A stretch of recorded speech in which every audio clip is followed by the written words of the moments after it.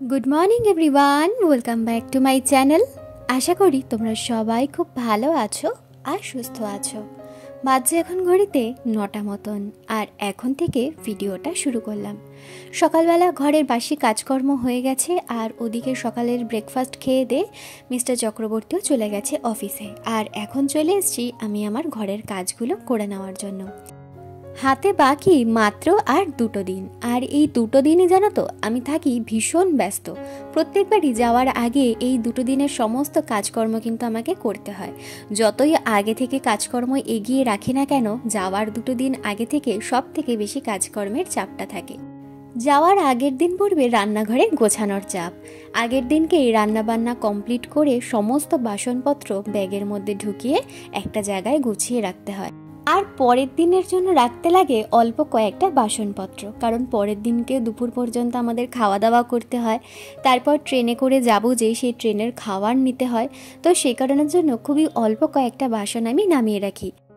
আর বেরোনোর সময় যাতে বাসনপত্রের গোছগাছ নিয়ে কোনো রকম চাপে পড়তে না হয়, সেই জন্যই আর কি আগের দিনকে ম্যাক্সিমাম বাসনপত্রগুলো আমি গুছিয়ে রেখে দিই। আর নামানোর মধ্যে থাকে কয়েকটা টিফিন বক্স, দুজনের জন্য 2টো থালা, আর ধরো একটা কি 2টো বাটি। বেরোনোর আগে সেগুলো ভালো করে ধুয়ে মেজে আবার সেগুলো জায়গা মতন গুছিয়ে রাখতে হয়। তো এই 2টো দিন খুবই চাপের মধ্যে থাকি। আর আজকে দেখো এই যে সেলফের মধ্যে যা যা আছে সেগুলো সব তুলে ফেলবো। হাতিটা দেখতে পাচ্ছ, মানে হাতিটা কিন্তু পয়সা রাখি, তো এটাও এখন আমি তুলে রেখে দেবো, কারণ সাদা জিনিস তো 15টা দিন থাকবো না, খুব ময়লা হয়ে যাবে। তো সেই কারণের জন্য এগুলো তুলে রাখছি। ফটো ফ্রেমটা তুলছি না, তার কারণ প্রথমবার যখন বাড়িতে গেছিলাম তখন ফটো ফ্রেমটা না একটা জায়গায় মানে ব্যাগের ভেতরে ঢুকিয়ে রেখে গেছিলাম। এসে দেখলাম ফটো ফ্রেমটা ছিল হোয়াইট কালারের, ওটা পুরো ডিসকালার হয়ে গেছে। তারপর থেকে যতবারই বাড়িতে গেছি ফটো ফ্রেমটা আর কিন্তু ঢোকাইনি। আমি চাই না যাতে এই ফটো ফ্রেমটা কোনোদিনই নষ্ট হোক, কারণ এই ফটো ফ্রেমটার সাথে জড়িয়ে আছে আমাদের দুজনের অনেক ভালো মন্দ স্মৃতি। যখন প্রথম আমার সাথে দেখা করতে এসেছিল মিস্টার চক্রবর্তী, সেই দিনটা ছিল আমার জন্মদিন, আর সেই জন্মদিনের দিন ওর প্রথম উপহার ছিল এই ফটো ফ্রেমটা।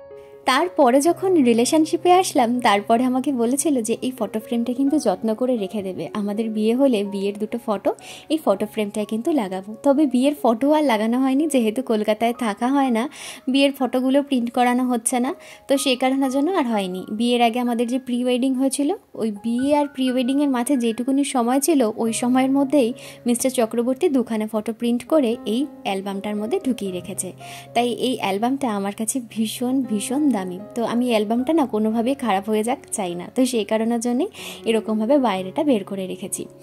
আর এই টুকটাক মেকআপের জিনিসপত্র যেগুলো এখানটায় রাখা রয়েছে, এই সমস্ত জিনিসগুলোই তো আমার ব্যাগে ঢুকবে, তো সেই কারণের জন্য এগুলো আর তোলার কোনো প্রশ্নই হচ্ছে না, কারণ এই সমস্ত জিনিস আমার মেকআপ ব্যাগে ঢুকে যাবে। তো যেই জিনিসগুলো এখন লাগছে না সেই জিনিসগুলো আলাদা করে রাখছি, এখনই জায়গার জিনিস জায়গায় তুলে রেখে দেবো। আর আজকে জানো তো সকাল থেকে মনটা কিন্তু ভীষণ ভালো লাগছে। অনেকগুলো দিন পর মনে হচ্ছে যেন একটু নতুন করে এনার্জি পেলাম কাজে কর্মে, মনটাও একটু আনন্দ আনন্দ লাগছে। সব থেকে আনন্দের খবরটা হলো বোনের মেয়ের ভালোভাবে অপারেশনটা হয়ে গেছে। তবে এই অপারেশনটা হয়ে যাওয়ার পরের 5টা দিন একটু কষ্ট করে থাকতে হবে ঠিকই, তবে যেটা নিয়ে আমরা ভয় পাচ্ছিলাম সেটা কিন্তু পুরোটাই ঠিকঠাক হয়ে গেছে। ওর পেটের খাদ্যনালীটা পুরো উল্টে গেছিলো, আর তার উপরে একটা পাতলা পর্দা পড়ে গেছিলো। তো ডাক্তার সে অপারেশন করে পাতলা পর্দাটা কেটে বাদ দিয়ে দিয়েছে এবং খাদ্যনালীটা সোজা করে দিয়েছে। তবে ডাক্তার এটাও বলে দিয়েছে আগামী 5 দিন কোনো রকম খাওয়ানো কিন্তু ওকে যাবে না, ব্রেস্ট ফিডিংও করানো যাবে না। তো এটাই খুব একটু কষ্ট লাগছে যে কি করে থাকবে অপারেশনের পরে, খুবই কান্নাকাটি করছে। তবে এই 5টা দিন যদি একটু কষ্ট করে সহ্য করে নিতে পারে, তাহলে কিন্তু আর কোনো অসুবিধা হবে না, এটা ডাক্তার বলে দিয়েছে। আর এটা শোনার পর জানো তো মনটা ভীষণ হালকা লাগছে, কারণ গত 2-3 দিন ধরে যা টেনশানে ছিলাম, আর চোখের উপরে যখন দেখতে পাচ্ছিলাম না, ভিডিও কল করে যখন দেখাচ্ছিল, আরও বেশি কষ্ট লাগছিল। তো যাই হোক, তাড়াতাড়ি বাড়ি ফিরে আসুক ও সুস্থ হয়ে যাক, এটাই চাই। আর দেখো দেখতে দেখতে বাড়িতে যাওয়ার দিনও কিন্তু এগিয়ে এসেছে, আর হাতে বাকি মাত্র 2টো দিন, রবিবার আর সোমবার। বাড়িতে গিয়েও এত বড় একটা অনুষ্ঠান রয়েছে, বুঝতেই পারছো, সেটার একটা আলাদা এক্সাইটমেন্ট। এতদিন কিন্তু কোনো এক্সাইটমেন্ট ছিল না, কোনো আনন্দ ছিল না। যত দিন এগিয়ে আসছে ব্যাপারটা নিয়ে তত একটু একটু করে আনন্দ বাড়ছে। আর এটাই তো স্বাভাবিক একটা বিষয় না, বাড়িতে এতদিন পর আবার একটা অনুষ্ঠান হতে চলেছে, সেখানে একটু আনন্দ যদি নাই করি তাহলে আর কি করতে পারলাম। এইখানে তো দুজনে দুজনার মতন থাকতে হয়, আমি আমার মতন ঘরে সারাদিনের জন্য একা। তো এখন যত দিন এগাচ্ছে একটু একটু করে দুজনের মনের মধ্যে এক্সাইটমেন্ট ততটাই বাড়ছে অল্প অল্প করে। তো যাই হোক, এখানে দেখো ওপরের সেলফটা পরিষ্কার করতে চলে এসেছি। গোপালের জামা কাপড় যা যা নেব সেগুলো সব নামিয়ে নিলাম। এই ঝুড়িটার মধ্যে গোপালের সমস্ত জামা কাপড় কিন্তু থাকে, তবে বেশি কয়েকটা জামা কাপড় আমি এখানে নিয়ে আসি না, তার কারণ বাড়িতেও প্রচুর গোপালের জামা কাপড় রয়েছে। তো এখানে সুতির কয়েকটা জামা কাপড় আমি রাখি আর কয়েকটা ভালো জামা কাপড় রাখি। তো বাড়ি থেকে যখন এসছিলাম তখন বাড়িতে ঢুকে গোপালের ঝুড়ি জামা কাপড় সমস্ত কিছু আমি একেবারে কেচে পরিষ্কার করে গুছিয়ে রাখি। তার মাঝখানেতেই ভালো জামা কাপড়গুলো আর পরানো হয়নি, তো এইবার আবার বাড়িতে নিয়ে যাব, তো সেই কারণের জন্য ভাবলাম কি অনেকগুলো দিনই এরকম ঝুড়িতে বন্ধ ছিল, তো একবার জামা কাপড়গুলো ভালো করে কেচে কুচে পরিষ্কার করে নিই। যদিও জামা কাপড়গুলো সবটাই পরিষ্কার, তবে কি এতদিন ঝুড়িতে বন্ধ ছিল তো ওই জন্য জামা কাপড়গুলো একবার কেচে কুচে নিচ্ছি। আর ওর জামা কাপড়গুলো আজকে কেচে কুচে ধুয়ে মেলে দিয়ে কালকে কিন্তু ওর আলাদা একটা ব্যাগ আছে, মানে গপুর জন্য আলাদা একটা কিন্তু ব্যাগ আছে ওর জামা কাপড় ওর খাবার দাবার নেওয়ার জন্য।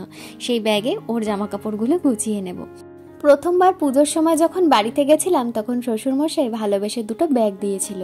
একটা ব্যাগে তো এখন বাজার ঘাট করি, আর একটা ব্যাগ রেখে দিয়েছিলাম। তো ওই ব্যাগটার মধ্যে এখন গোপুর সমস্ত জামা কাপড় নিয়ে যাই বাড়িতে, আবার নিয়ে আসি ওই ব্যাগটা করে, তাতে আমার সুবিধাও হয়। তো দেখো গোপালের জামা কাপড় কেচে শুকাতে দিয়ে দিয়েছি, আর এর মধ্যে ভালো করে ঝুড়িটাও ধুয়ে পরিষ্কার করে নিয়েছি। এখন একটুখানি রোদে দিয়ে শুকিয়ে নেব, তারপর ঘরে তুলে নেব। আর আজকে তো তোমাদের বলাই হয়নি, সকাল থেকে রান্নাঘরে কিন্তু আমার রান্না বান্নার সমস্তটাই হয়ে গেছে। আজকে সেরকম আর কিচ্ছু রান্না করিনি। রান্নার মধ্যে ওর জন্য করেছি ডালিয়া, আলু ভাজা আর পাঁপড় ভাজা, আর গোল গোল করে বেগুন ভাজা। ও বেগুন ভাজাটা না গোল গোল করে খেতে ভীষণ ভালোবাসে। আর এখানে তো সবসময় বড় বেগুন পাওয়া যায় না, ছোট বেগুনই বেশিরভাগ সময়টা পাওয়া যায়, তো বড় বেগুন ছিল বলে একটু গোল গোল করে ভেজে দিলাম। আর আমার জন্য করব হচ্ছে দুপুরবেলা গোবিন্দভোগ চালের সিদ্ধ ভাত। অনেক দিন ধরে খাবো খাবো ভাবছি, তবে আর সময় হয়ে উঠছিল না। প্রত্যেক দিনই দুজনের জন্যই রান্না করতে হয়, তো ওর জন্য আর একার জন্য সিদ্ধ ভাতটা করা হচ্ছিল না। আর ও গোবিন্দভোগ চালের সিদ্ধ ভাতটা খুব একটা খেতে ভালোবাসে না। তো আজকে ভাবলাম কি যে ওর জন্য যখন ডালিয়া করছি, আর আমার ডালিয়া খেতে অতটা ভালো লাগে না, তো চলো আজকে না হয় আমার নিজের জন্য একটু গোবিন্দভোগ চালের সিদ্ধ ভাতই করা যায়। কখনো কখনো তো নিজের ইচ্ছেকেও দাম দিতে হয়, তাই না? তো ওই কারণের জন্য এখন আর ভাতটা বসাইনি, একেবারে স্নান টান করে পুজো দিয়ে তারপর করব। আর এর মধ্যেই দেখো আমি নিচের তোষকগুলো একেবারে রোদে দিতে নিয়ে চলে আসলাম। তোষকগুলো প্রত্যেক সপ্তাহে রোদে দিই ঠিকই, তবে কালকে না অনেকটাই কাজের প্রেশার থাকবে, কালকে যদি না হয় তো সেই কারণের জন্য আজকে এইগুলো রোদে দিয়ে দিলাম। আর কালকে ধরবো হচ্ছে রান্নাঘরটা, কাল আর পরশু মিলিয়ে, কারণ একদিনে করতে গেলে আমার অনেকটাই চাপ পড়ে যাবে। আর এর মধ্যে আবার রাস্তায় বেরোনোর রয়েছে, তো ওই কারণের জন্য সব কিছু টাইমের মধ্যেই আমাকে কমপ্লিটটা করতে হয়। আর এই দেখো প্রত্যেক দিনই কিছু না কিছু জামা কাপড় বেরোচ্ছে, প্রত্যেক দিনই কিন্তু কাচাকুচি করতেই হচ্ছে। তো কিছু করার নেই, এই যাওয়ার আগে কতটি জামা কাপড় কাচতে হবে, আবার ঘর থেকে এসে তারপরে আবার কতগুলো জামা কাপড়। তো যাই হোক, কিছু তো করার নেই, এগুলো সংসারের কাজ, এগুলো তো করতেই হবে, এগুলোকে আর আমরা অ্যাভয়েড তো করতে পারি না। বিয়ের আগে একরকম জীবন, আর বিয়ের পরে হয়ে গেছে আরেক রকম জীবন। তো এই জীবনটাকে মেনে নিয়েছি, মানিয়ে নিচ্ছি, দেখা যাক ভবিষ্যতে কতটা কি করতে পারি। তো যাই হোক, চলে এসেছি গরম জল নিয়ে, সার্ফটা ভালো করে গুলিয়ে নিয়ে সমস্ত জামা কাপড়গুলো কিন্তু এবার কেচে কুচে পরিষ্কার করে নেব। আর আজকে জানো তো সকাল থেকে কাজে কর্মে কিন্তু ভীষণ এনার্জি পাচ্ছি। এই দুদিন যেমন একদম মন মরা হয়েছিলাম, কোনো কাজ করতে ইচ্ছাই করছিল না, করতে হবে তাই করছিলাম, তবে আজকে না কাজে কিন্তু ভীষণ এনার্জি পাচ্ছি। আর আগামীকাল জানো তো আরও একটা বিশেষ দিন আছে আমাদের, তো সেটা আগামীকালের ভিডিওতে তোমরা দেখতে হয়তো পারবে না, সোমবার দিনের ভিডিওতে তোমরা দেখতে পারবে। অবশ্যই সেটা তোমাদেরকে বলবো যে কি বিশেষ দিন আমাদের দুজনের জন্যই। তো যাই হোক, সেটার কথা ভেবে আরও বেশি আনন্দ হচ্ছে। আর আমি খুব বেশি দিন জানো তো আনন্দে কাটাতে পারি না। যখনই ভাবি কি যে সব কিছু আস্তে ধীরে ঠিক হচ্ছে বা এবার ঠিক হবে, ঠিক তখনই কোনো না কোনো সমস্যায় এমনভাবে জর্জরিত হয়ে যাব, তখন মন মেজাজ একদম ভেঙে যায়। তোমরা আমাকে ইউটিউবে অনেকেই কমেন্ট করো যে আমি কেন রোজ ভিডিও দিতে পারি না, আবার অনেকে ভালোভাবেও আমাকে বলো যে তুমি রোজ ভিডিও দাও, তোমার ভিডিও দেখতে ভালো লাগে। তবে একটা কথা কি বলতো, সব সমস্যা তো তোমাদের মাঝখানে তুলে ধরতে আমি পারি না। এরকম অনেক সমস্যা আছে যে সমস্যাটা পুরো একা নিজেকে ফেস করতে হয়, এবং সেই সমস্যার মধ্যে যখন আমি পড়ে যাই না, তখন আর নিজের মাথা মন কোনোটাই সুস্থ স্বাভাবিকভাবে রাখতে পারি না। আর এগুলো যখন সুস্থ থাকে না, তখন ক্যামেরার সামনে আসতেও ভালো লাগে না। তখন শুধু ক্যামেরা নয়, নিজের কাছের মানুষদের সাথেও কথা বলতে ভালো লাগে না। তখন পুরো আমি আমার একটা আলাদা জগতে। যতক্ষণ না আমার মন ভালো হচ্ছে, মাথা ঠান্ডা হচ্ছে, ততক্ষণ আমার কোনো কিছুতে কিছু করতেই ইচ্ছে করে না, কোনো কিছু কাজ করতেও ভালো লাগে না। সব কিছুই যেন একটা দায় সারা ভাব করতে হয়, তাই করছি এরকমই। তো যাই হোক, ওই কারণের জন্যই মাঝখানে অনেকগুলো দিন আমার আর ভিডিও করা হয়নি। তো ফাইনালি আবার চলে এসেছি রেগুলারিটি মেনটেন করার জন্য। দেখা যাক, যতক্ষণ না আবার নতুন করে কোনো আঘাত পাচ্ছি ততক্ষণ ভিডিও রোজই দিতে পারবো। আসলে কি বলতো, আমি ছোট থেকে না ভীষণ ইমোশনাল, এতটাই ইমোশনাল। আমার জন্য যদি কেউ 10% করে, আমি তার জন্য আমার পুরো 100%টাই দিয়ে দেব। কিন্তু সব কিছু করবার পর যখন শুনবো যে আমার পিঠ পিছনে কেউ কথা বলছে বা আমার বিষয় নিয়ে কারোর কোনো খারাপ মন্তব্য, তখন না আমি পুরোপুরিভাবে ভেঙে যাই। আর সেটা যে আমার জন্য কতটা খারাপ হয়, না দেখলে আমাকে বুঝতে পারবে না। তো চলো, আজকের জন্য ভিডিওটা এখানে শেষ করে দিলাম। দেখা হচ্ছে আগামীকাল নতুন আর একটা ভিডিও নিয়ে। আর ততক্ষণের জন্য সবাই সুস্থ থেকো, ভালো থেকো। আর আমার ভিডিও ভালো লাগলে অবশ্যই চ্যানেলটা সাবস্ক্রাইব করে দিও। টাটা।